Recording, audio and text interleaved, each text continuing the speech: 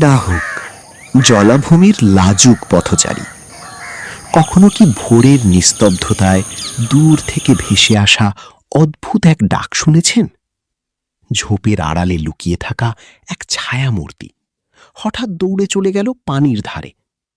এটাই দাহুক, আমাদের গ্রামের জলাভূমির এক লাজুক কিন্তু অসাধারণ বাসিন্দা। বাংলাদেশের বিল, খাল, পুকুর আর ধান খেতে খুব পরিচিত এই পাখিটি। এর ইংরেজি নাম হোয়াইট ব্রেস্টেড ওয়াটার হ্যান।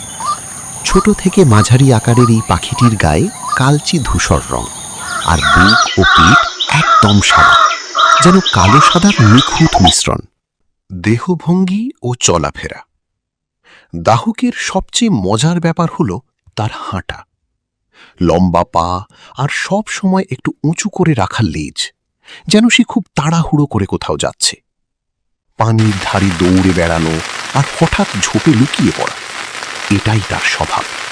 খাবার অভ্যাস। দাহুক কিন্তু বেছে খায় না। ছোট মাছ, পোকামাকড়, শামুক, এমনকি গাছের বীজ সবই তার পছন্দ। জলাভূমির পরিবেশ তাকে দেয় এক বিশাল খাদ্য ভাণ্ডার।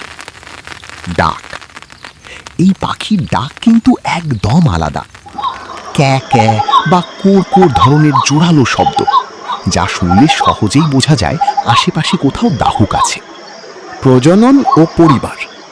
দাহুক সাধারণত পানির ধারের ঝোপে বাসা বানায়।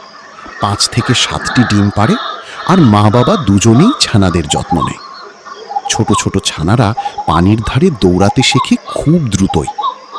বিশেষ বৈশিষ্ট্য: দাহুক খুবই লাজুক পাখি, মানুষ দেখলেই দ্রুত পালিয়ে যায়।